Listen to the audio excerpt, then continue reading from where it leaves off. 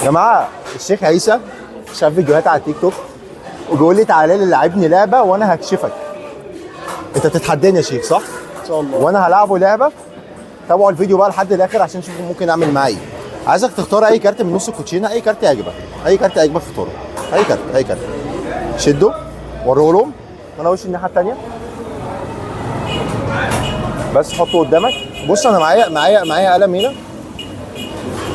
عايزك تكتب عليه كمان حاجه مميزه، يعني عايزك تميز الكارت ده بحاجه، بقلم، باسمك، برقم، باي حاجه. هو اختار الكارت بتاعه من نص الكوتشينه. هاتنا كلنا. هو اختار الكارت بتاعه من نص الكوتشينه وبيكتب عليه كمان حاجه. دلوقتي انا ما اعرفش هو ممكن على يكون وشه بيكتب ولا ايه. هنا؟ على وشه على وشه على وشه. اكتب على وشه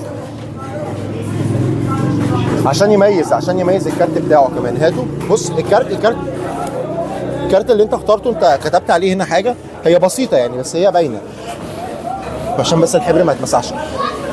تنفخه فيه كده وهحط الكارت بتاعك اللي انت كاتب عليه هنا واحط عليه الشنطه دي كلها. احط عليه الشنطه. تمام. انت اخترت الكارت بتاعك كده من نص الكوتشينه، ما اعرفش انت اخترت ايه. تمام. وده الكارت بتاعنا اللي هو البنت القلب الاحمر. تمام. هاخد انا كمان اكتب عليها مثلا هنا، اكتب عليها احمد.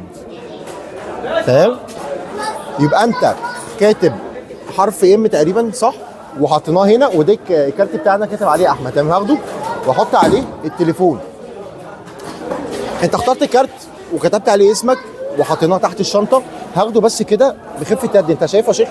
شايفه هو هنا قدامي. احطه تحت التليفون. اخد الكارت بتاعي من تحت التليفون احطه هنا واعمل لها كده بس. اشيل الشنطه دي. تلاقي الكارت بتاعي اللي انا كنت كاتب عليه هنا احمد مكان الكارت بتاعك، والكارت بتاعك اصلا من الاول تحت التليفون.